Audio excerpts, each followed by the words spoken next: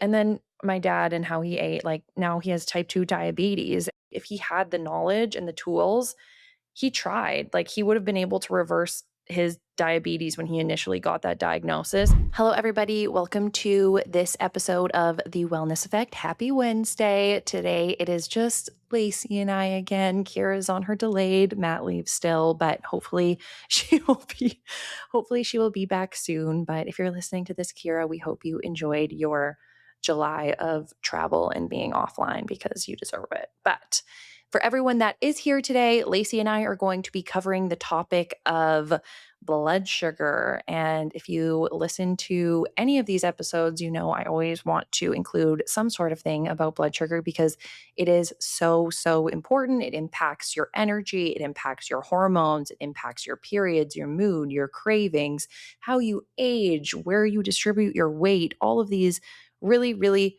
amazing things. And the reason I feel so strongly about it is obviously there is a huge correlation to our metabolic health and PCOS and PMOS. And that's what got me in the rabbit hole of how important your blood sugar is.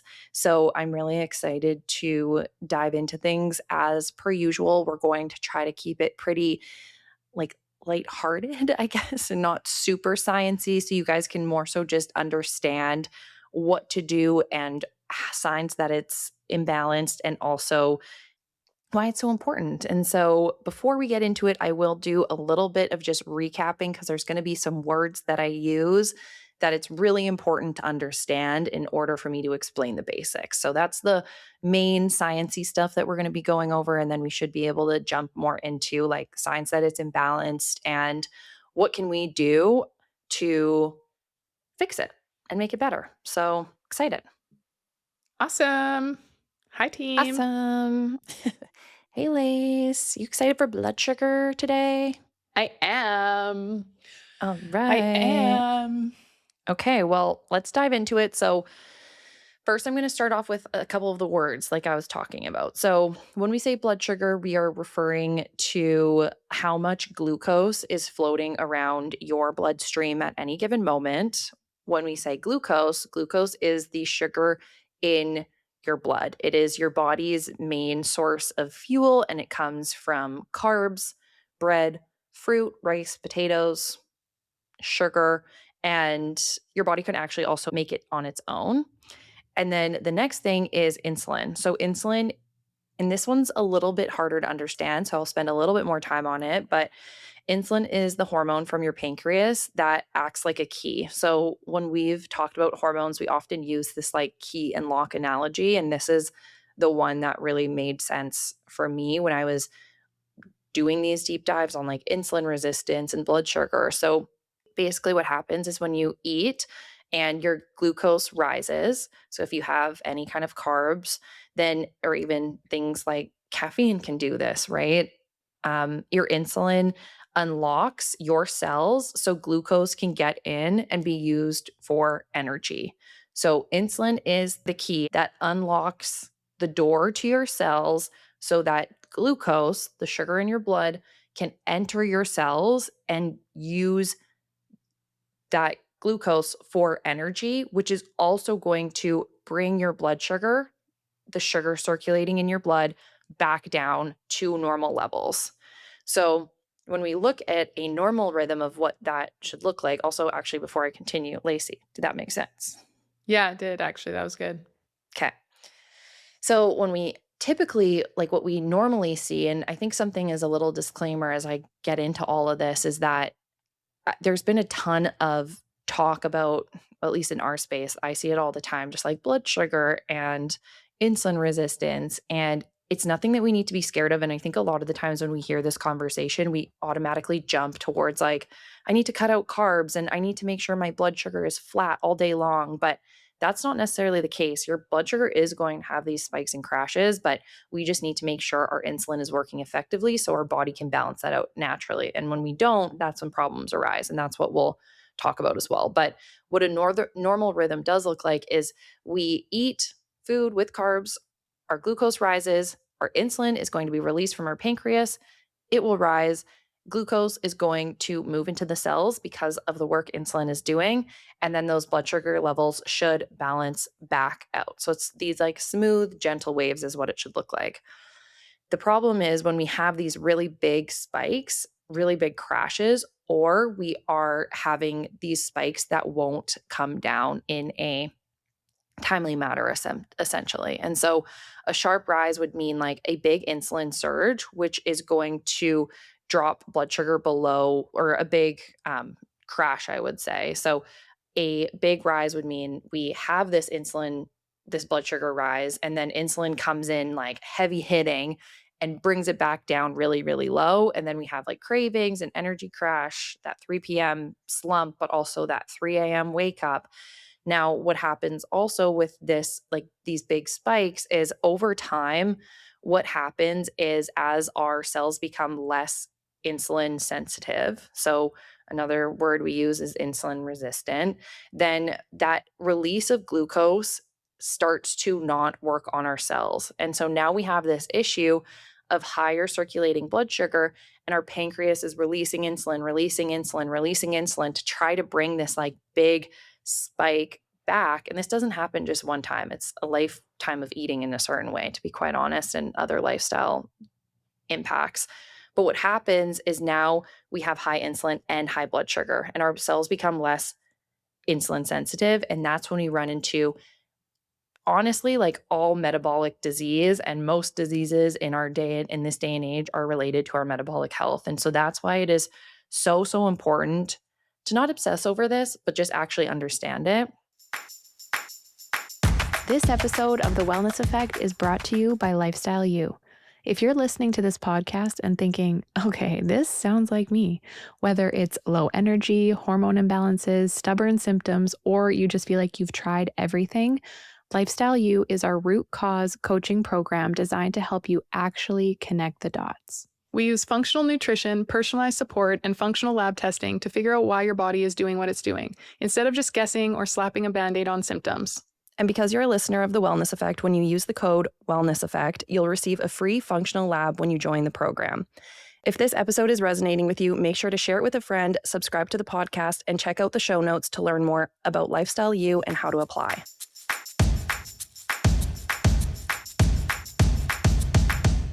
So that's kind of the baseline of what we're going to be talking about and why it's important. But any questions, Lace?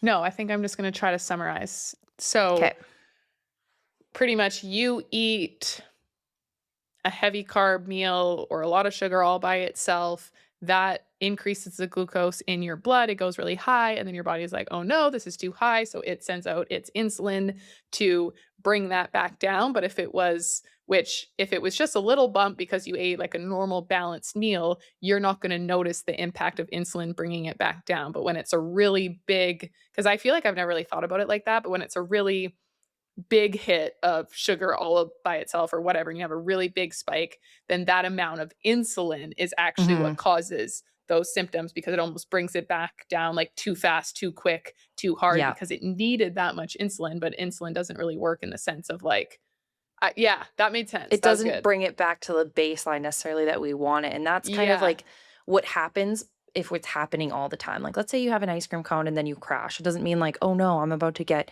insulin resistance, but it's just from like, once again, years of eating carb dominant meals, under eating all these things we'll talk about. Then at one point, all this insulin your body's continuing to release. Now you're not getting those crashes. Now it's just staying elevated because your cells are no longer responding to all this insulin that is happening, like required. Oh, and you're going to feel so bad. You're going to feel so bad. And also too, just like, I guess you kind of said that, just like lots of carbs throughout the day and like snacking, right? Like if you snack all of the time and you never have that time to get back down to baseline, then it's pretty much like you use it, you lose it. Yes, exactly. And like when we talk about macros, and I used to be the same way, it's like, oh, like before I tracked macros, I like just snack throughout the day. And when you look at your calories, you're like, well, I'm not overeating at all in terms of calories. But what does happen is because we're having this like blood sugar roller coaster all day, you feel like crap and your body starts storing fat differently, essentially. And so that's why you might feel like, well, I'm eating all the right things, but like I'm so hungry at the end of the day and I have these crazy insatiable cravings. But it's like, okay, are you just eating crackers and cheese throughout from the time you wake up to when you go to bed? Next thing we'll go into is why it matters. So there's a lot of things here. So energy, like we've already talked about, like Lacey said, like you are going to feel so much better if this is something you just start to implement and focus on. So those even 10 a.m. crashes, if we like feel like we have our coffee and then 10 a.m. we feel like crap, those 3 p.m. crashes, just consistent energy, so important. Mhm. Cravings, also the biggest thing when you start eating enough and eating to balance your blood sugar, those cravings and insatiable cravings that you experience will improve drastically. Your mood and anxiety, our blood sugar triggers a stress response and a cortisol response. So those blood sugar drops. And then we feel that like shaky, irritable, that hanger tied to a blood sugar dip. Once again, hanger is not something that is normal. And then hormones is a big one. So blood sugar and cortisol, once again, are really, really linked. And every crash is another stressor that nudges cortisol up. And that chronic blood sugar dysregulation and chaos means that we're going to have chronic cortisol with downstream effects on our thyroid, our sex hormones, our sleep. So for PCOS and insulin resistance is a core driver for many people, which we talked about in our which we've just talked about a lot. So, and then our period. So, blood sugar swings can worsen our PMS symptoms. Something I always like to say is in our luteal phase, we see an increase in our metabolism, but we see a decrease just naturally in our insulin sensitivity. And so, our body is trying to like bring our blood sugar up because of that increase in metabolism. But often we aim for foods that are going to, because our body's smart. It's like, okay, we need more food, what's going to bring up our blood sugar, and those are high carb foods, and that's why we crave those things during our luteal phase, during our period. And so what we want to do during our luteal phase and during our period when we have those insatiable hunger and cravings is just eat more healthy fats, complex carbs, not just the chocolate alone by itself right before you go to bed, because then that will worsen the PMS symptoms and it feels like we can't get rid of it. So that's one thing. Sleep, those 3 a.m. wake ups can be really, really deeply tied to cortisol because once we see that blood sugar drop halfway through the night, that is going to trigger cortisol release and wake us up. Cortisol and melatonin also oppose each other. So, smoother blood sugar supports your sleep wake cycle. Aging and longevity, this is a huge one that I find extremely interesting. Repeated blood sugar like spikes and crashes and just a high sugar diet leads to glycation, which is when blood sugar starts sticking to proteins and it contributes a lot to aging, inflammation, and then that long term disease risk.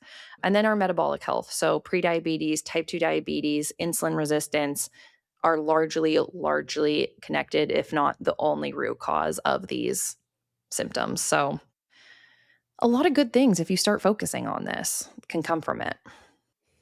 Yeah, I honestly think it's one of the biggest.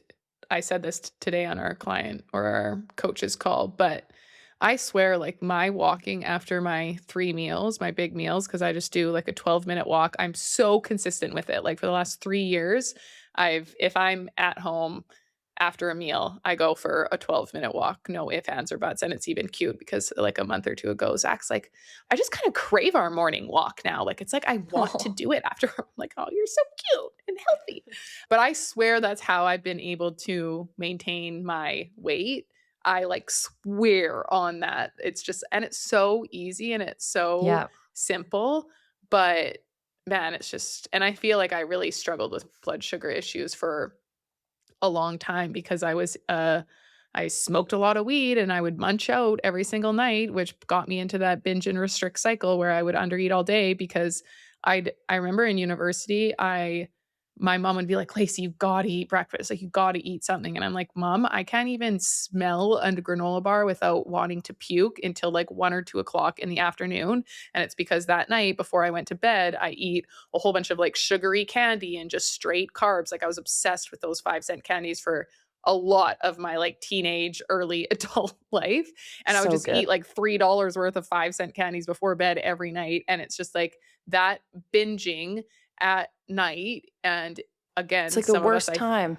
it's literally the worst time. And so if you are someone who does not eat breakfast because you're nauseous, that is like a huge, huge indicator of blood sugar issues. And you need to start prioritizing that. But then you don't want to eat because you're not hungry and you're nauseous. And it's just like such a horrible, horrible cycle that I think so many women are living in, and even men, and they don't realize it, because that's why I always tread lightly when I'm like, well, I don't want to say I was like a binge eater, because it never felt toxic. I never felt like I was doing something bad. I never Mhm. like, you know what I mean? It was just I was starving because I didn't eat all day, and then I got baked, and then I just like munched out every night. But I was in that cycle of really overeating in And the the same evening, which, harm that's happening to your body, right? Like, it yeah, doesn't even matter if you were to have, like, 1 bag worth of 5-cent candies, but it's like doing it every night, you know what I mean? Like, is so with no hard on our tools, like no body. partnering Yes. it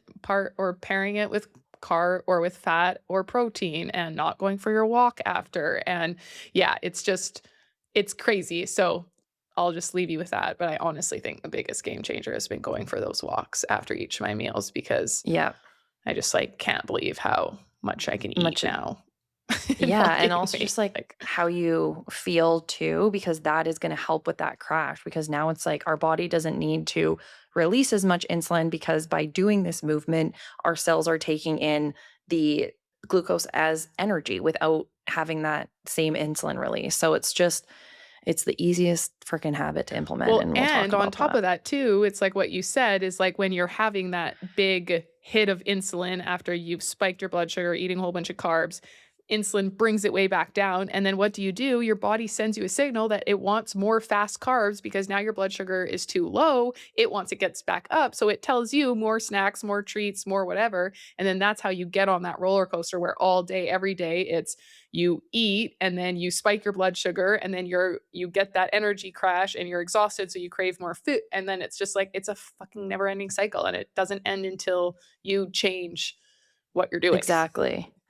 And this is a side tangent a little bit, but I watch Real Housewives of Rhode Island, and there's this one girl, and she always like has crackers on her. Like, she's like, I just like crave crackers. I'm like, girl, like, just eat like maybe cheese and crackers every once in a while. Like, I know you're not eating one meal and you're just snacking on crackers throughout the day. And it's just like, and you look at her and she's thin. So you're like, oh, well, she's healthy. But it's like, that is not good for you. So yeah, but moving into signs that yours might be a little bit off. So these are going to be what we've kind of talked about a little bit so far, but energy crashes, afternoon slump, hanger, feeling shaky in between meals, cravings are huge, not feeling like you can have breakfast, waking up from 3 to 4 a.m., needing to snack every 1 to 2 hours, feeling extremely fatigued and like you need a nap after you have a meal.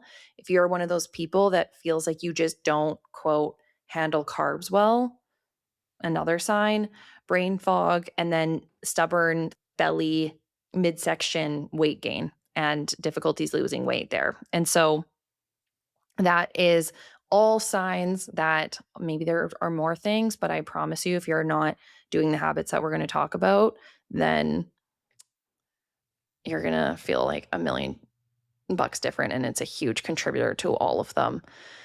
And that's something with like our program, and what I've like gotten feedback even when I've helped friends is like, it's just like the way you eat. Once you learn that, it is such a big piece of the puzzle that like having a carb only pasta for lunch and a salad or for dinner and then salad for lunch is the worst thing you can do if you deal with any of these symptoms. So Mhm. now we'll talk about how we can eat. But then, like Lacey said, there's also habits that we can do beyond just how we're eating, which is really cool. So we talk so much about this, but building our plate. So we want a protein, we want a fat source, a healthy fat source, we want a fiber source, and then a carb source at every meal.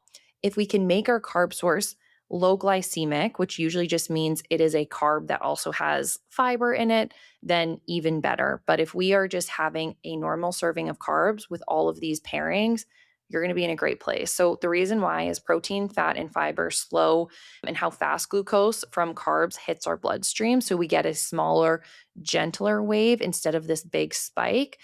So once again, this doesn't mean we're taking out carbs. We're just dressing them. And what we call them is like, we don't want to have these naked carbs. So for example, so many people just have a piece of toast with breakfast. But what we could have, even just with like some almond butter, but what we could have is if we had a piece of toast with eggs and avocado, we'd be in such a better place.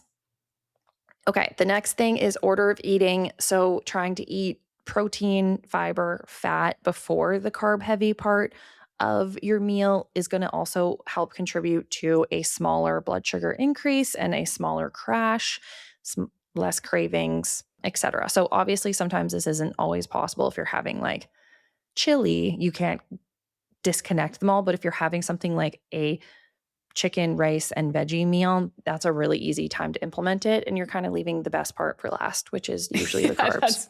that's literally how I always think about I'm it. like, Or you think about it too, where like restaurants give you like a starter salad, right? Because it's like that is meant to get those greens, a little vinegar on it. But yeah, I always think about that. I'm like, well, and then I get to save my carbs for last, which is awesome. yeah.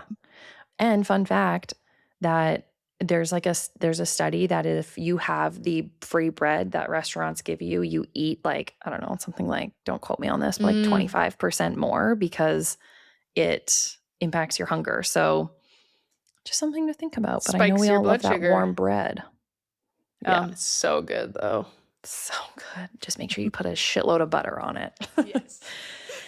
And then eating like good 3 meals a day, one snack. If you're having a little 300 calorie breakfast, lunch, and dinner, that is not enough to leave you feeling satisfied. And once again, your blood sugar is going to drop because we also need to worry about low blood sugar. It's not always just about high, right?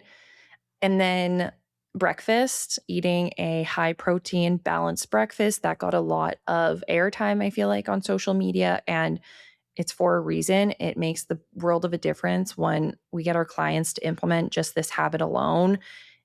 They feel completely different, and usually they have resistance. And if you are someone like Lacey was that just couldn't even like look at food in the morning, it's probably a sign that you need it the most. And so just start super small. If it's just like a little yogurt cup or one hard-boiled egg, just anything to help kind of like start to break you out of that cycle is really, really important. Lacey mentioned a starter salad. So, starting your meals off with some bitter foods like arugula and some vinegar is going to be really, really beneficial for your blood sugar as well. So, that's a habit that we love to get our clients to implement also. And then those are kind of the big ones. Is there anything else I missed in terms of like food, not necessarily like walks after meals? No, I don't think so. But I think something that I love to do too is I always have like peeled carrots and cut up cucumbers in my fridge, like mini ones, so that when you are like you waited too long to have your meal, you're like ravenous and you want to eat something while you're cooking. So you usually go to well, I do go to the snack cupboard, you get crackers or whatever, right? Instead, just having those like ready to go. I've peeled the carrots, they're like washed, everything is super easy and I'll just eat those. And then I can kind of justify like I don't need to have veggies with my meal, which sometimes like nothing slaps, like just like rice and meat And a if you're sauce? lazy and a Yeah. sauce. And so I'll just a lot of days will eat like 1 or 2 carrots while I'm like full big carrots while I'm just getting my lunch ready or waiting for it to warm up. And then that's all. But it's just like making it easy Easy. as you can. Yeah.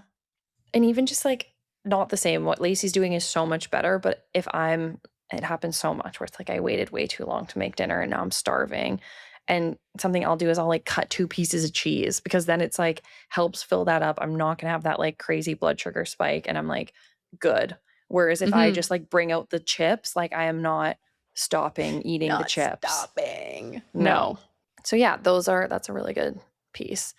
Just everything. Just try to make it easy for yourself, right? And then some other habits, because our lifestyle plays a huge role. So we already talked about the after dinner walks, because the movement, even if we can't go for a walk, I know like if you have young children, Kira's talked about this, how it's like difficult to just go for that walk after. And so even if you're doing a couple mountain climbers or calf raises, cleaning up around the kitchen, just trying to move and not be super sedentary after meals can be really beneficial, because it's going to help pull glucose out of the blood, and then it blunts that spike because our muscles are utilizing it. So it's really Mhm. low effort. We just love it so much. You're killing so many birds, like the steps, the insulin, calories, like getting outside during those 3 big parts of the day for your circadian rhythm. Like, it's Um, just crazy. it's I so was so easy. happy. This is like a side tangent because one of my reels where literally I just said you need to go for a walk and stop overcomplicating your freaking health journey. It ended up getting like 350,000 views, which is like huge because normally when you talk about the basic shit, nobody cares because it's not exciting and sexy and everything like that. So I was like, oh my God, this is so good. Like, yay.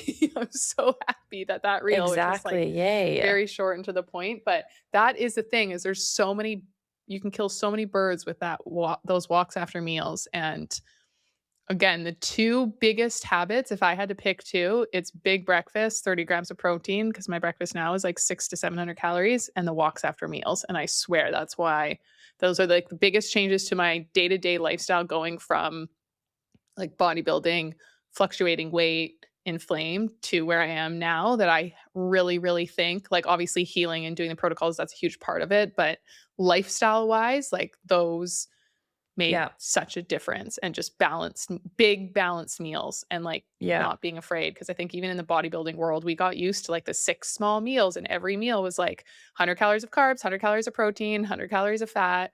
And so just letting myself have bigger meals, and therefore, which I think took me a long time because I was scared I was also going to snack. And so I was like, well, I'll have a small dinner because then when I snack later, it won't be too many calories. But really, it was just a small meal was making me want to snack. And when I finally just let myself eat bigger meals, I didn't want to snack. So It makes yeah, I such a think those difference. two, it's just crazy. But anyways.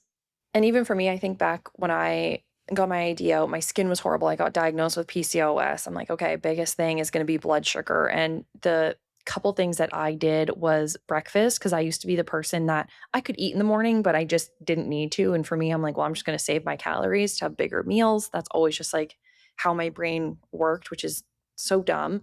And then I transitioned out of that, and I would have a big breakfast. I'd have like my coffee also after breakfast, which is going to be the next thing we talk about. That was the big one. And then just I started eating in a different order, making sure I got more fiber in. And those two things alone, I think, were the number one thing that like made the biggest difference in my skin. And of course, my PCOS symptoms, because it's like I didn't even realize what I was doing for so long was probably Mhm. contributing to those. So just was, yeah, it's like Lacey said, it's wild when you start, even for us that have been on like protein, carb, fat for a meal for our whole life, making those changes impacted how we feel and how we operate, right? So, Mhm. next is not drinking coffee on an empty stomach. So, caffeine is going to spike cortisol, especially if you are the person that has like any kind of sugar in your coffee. That is going to increase our blood sugar. And if it's replacing your breakfast, even more so, you're going to be running on stress hormones for the rest of the day. So, just truly, if you're doing it on vacation and you're going for a walk after, it's fine. But that is the number one thing you need to stop doing in your day to day life. And the way I get people more bought into that is I think the biggest reason why it's an issue is because it stunts your hunger and then you don't eat breakfast. If you have your coffee on an empty stomach and then right after you eat your breakfast, it's not nearly going to be as bad of a thing than if you just skip breakfast altogether. And so, unless, of course, you're like doing gut healing protocol or you Yeah. know and are aware that you've got other issues going on. But for most people, that's why I'm so anti coffee before breakfast, is because then you skip breakfast. Yeah, exactly. You skip Yeah. breakfast, and it also, you have that like that caffeine is going to impact you more when it's on an empty stomach, and so you're more likely to have that crash like 3 p.m. So it's I know it's Well, and hard. I also I find know it's too, hard. it is hard because I find too, like when, like if my sisters are here or like we're just doing a late, like people are staying at my house and we're eating breakfast at like 10 o'clock instead of like me by myself at 7:30. I will have my coffee and I always put like a half a scoop or a scoop of protein in it just to help a little bit with that. But whatever it is, if I drink my coffee and then eat breakfast, I feel like I didn't get the full effects of my coffee. So now I like just don't like to do it Yeah. because it is like that crash. And then, yeah. So, anyways, it's And same thing, important. even when we're at like Matt's parents, if like or during the holidays you just have like a later breakfast, sometimes that will happen, but I do notice how I feel. It's like, okay, it's 3 p.m. and I had this huge carb heavy breakfast and I had coffee on an empty stomach for the first 3 hours of my day. And now I feel like crap and I could eat the whole pantry if I was able to. So, Literally. um, circadian rhythm, big one. So morning sunlight through the eyes sets our that master clock. I really recommend listening to Kira's episode on circadian rhythm if you haven't already, but that's going to impact our daily cortisol rhythm. Cortisol and blood sugar, once again, are really tightly linked. That strong morning cortisol that tapers by night is our healthy pattern. So, getting outside, eating breakfast in the daylight, even if we can, and eating outside too, not staring at a screen when you eat. There's a lot of studies that show the difference between being in front of blue light while you're eating versus like being outside and how different that spike in blood sugar is. And so it is once again such an easy, cool habit that you can implement. Hmm. Sleep, just like just sleep, guys. It seriously is such a huge thing, and it's gonna worsen insulin sensitivity is the biggest thing. And so once again, when we have that poor sleep, it also is going to impact our leptin and ghrelin levels. That's why we feel like we truly just cannot get full no matter what happens the next day. And then managing stress because of that cortisol and blood sugar. Chronic stress is going to keep it like nudged up essentially that blood sugar even if we have a perfect diet. And so it's kind of this two-way street whereas crashes cause stress and a cortisol release, but also cortisol release and high stress causes those crashes as well. So just something to think about. And when we're really, really stressed and we either have like we feel like we have no appetite, it can often be linked to, or we feel like we have an insatiable appetite, it can often be linked to what's happening with your blood sugar. And so the best thing that we can do is eat balanced meals, even if we're stressed and feel like we can't get it in, right? Hmm. So, couple last things I just want to quickly go over is the mineral piece because minerals play such a huge role as well as the gut piece. And this is really important. The PCOS, the PMOS, the insulin resistant, the type 2 diabetes people is that food can play a huge role, but sometimes we need a little bit more support outside of just eating these balanced meals. And so, there are certain minerals. Chromium is really important, magnesium is really important. Manganese is really important. Sodium and potassium are really important. And B vitamins are really, really important, play a crucial role in things like insulin release, insulin utilization, blood sugar regulation. And if we don't have the proper balance and if we are deficient in these, no matter how clean and balanced we eat, we can sometimes not see the full effects that we're looking for. But the best place to start, of course, is the just balanced eating piece, especially if you don't have anything like insulin resistance. That's the biggest thing is like, even if you don't have insulin resistance or PCOS, like we're telling you this because it will make such a big difference on how you feel right now, but also your long term health and longevity. And so that's why it's like for the people that are struggling with it, it's the best thing that you can start with. And if you're not struggling with it, it's the best thing you can just start to think about and implement into your day to day. Hmm. And then our gut piece. So, our gut and blood sugar are essentially like talking to each other. Our microbiome influences exactly how we handle glucose. Fiber feeds beneficial bacteria, which produce compounds that actually improve insulin sensitivity.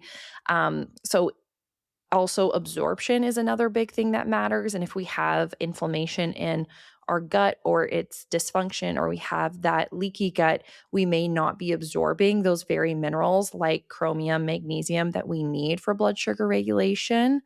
And blood sugar chaos also feeds into gut issues like cravings or dysbiosis, like things like candida. So once again, it's this really tightly intricate two-way street that we need to be focusing on these other issues, especially if we're at the point of metabolic dysfunction. So that is basically it. A couple key takeaways for you guys that you can start now is, like Lacey said, going for a walk after your meal, making sure all of your meals have a protein, a fat, a fiber, a carb source, protein forward breakfast. And I would say those are like the biggest things to start with if you're not already doing them. And if you're already doing those, then that's when you can kind of go into those more deeper supports. And that's something that if you do feel like you eat that way and you're still feeling like you have all those symptoms we went at the beginning, these are something that we work through with our clients and that do sometimes require a little bit of deeper support, whether it is that HTMA and looking deeper at what is happening with your minerals at a cellular level.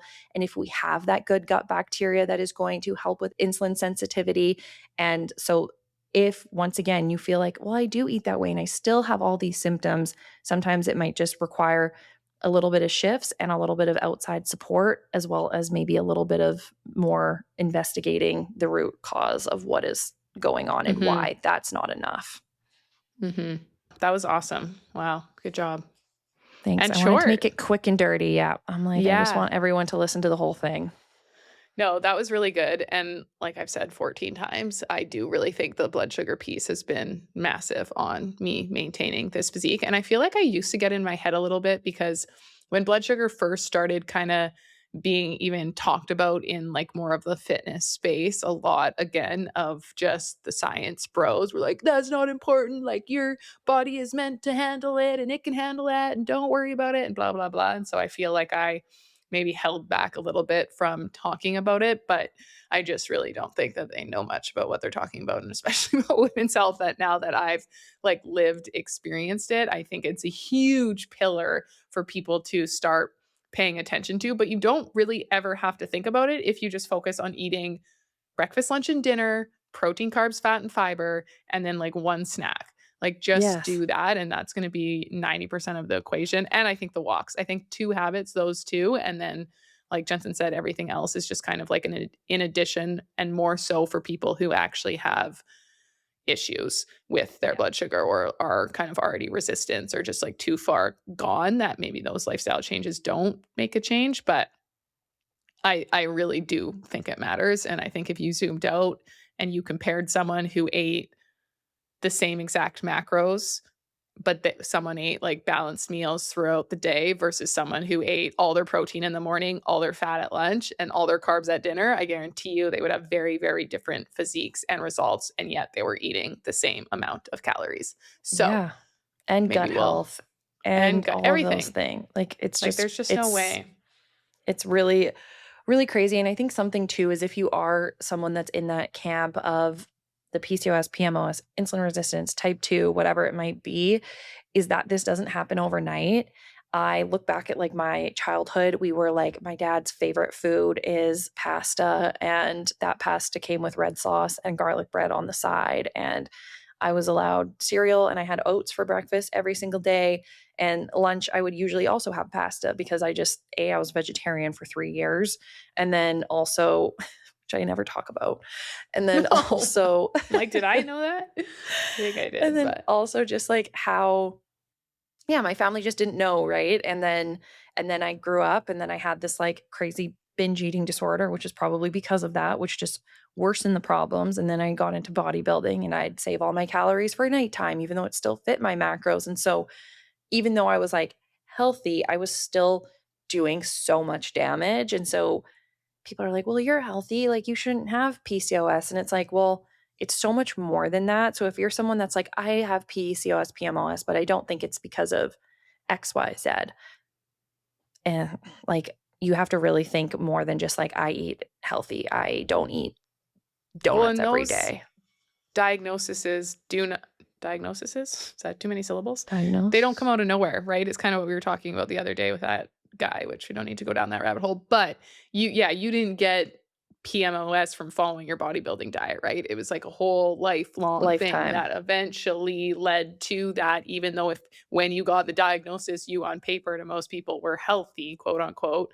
It's like, yeah, it takes years most of the time of us ignoring these symptoms for it to turn into something like a disease or a diagnosis or a syndrome or whatever. So And I was yeah. on birth control, which was going to cover that up for majority of it, right? So I didn't even know that what I was doing was causing these symptoms. So it's a huge, and then my dad and how he ate, like now he has type 2 diabetes. And the reason why it's so important for us to, and for me to like talk about this is because when early on in his journey, like the support he would get from his medical team was so like just don't eat sugar. And so then he would like not eat sugar, but then he would binge at night. And then because he was so depleted and didn't know he still needs to eat enough calories to get him through the day. And he thought that the only thing that had sugar was things with sugar like candy, and that carbs didn't impact anything. And he just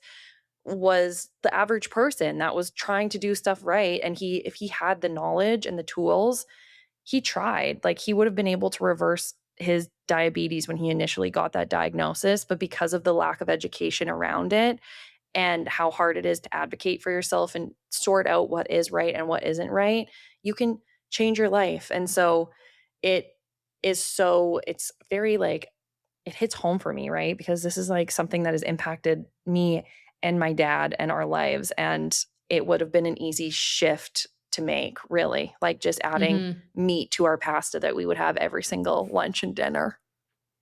Just crazy. It is crazy. Yeah, it is crazy. So don't sleep on it. Don't sleep on your blood sugar. But That's also right. don't overthink it. Like you don't, unless you do have PCOS, insulin resistance type 2, then you do need to be actually very intentional with it if you're looking to reverse any of those things. But if you are just a normal old person and you just have been having those 3 p.m. crashes and feel like you're craving things all the time and have a hard time maintaining your weight, and you feel like you gain all your weight in your midsection and you have brain fog and you sleep terribly, then just start eating balanced meals and going for a walk after your meal. Yep. Nothing to it but to do it. Exactly. So we'll end it there. That was, I actually think, the shortest episode we've ever done. So you're welcome, everyone. And thank you also if you made it through this episode, but also if you make it through our other episodes, because we love to yap. That's why we're here. And if you're here, if you could please like, subscribe, ring the bell, download the episode, do all the things, subscribe to us on YouTube, watch us on YouTube, all that good stuff, then please do so, because it really helps us and supports us and allows us to continue to keep doing this, because we love providing free information. And I hope you guys love it too. Taking over the world one episode at a time. So the wellness effect. The wellness effect. Okay, guys. See you next Wednesday. Bye. Love ya. Thanks for tuning in to The Wellness Effect. We're so grateful to be part of your wellness journey. Don't forget to subscribe, leave a review, and follow us on Instagram. We'll put all of our handles in the show notes. If you have questions or ideas, slide into our DMs or send us an email. We'd love to hear from you. Until next time, keep creating your own wellness effect.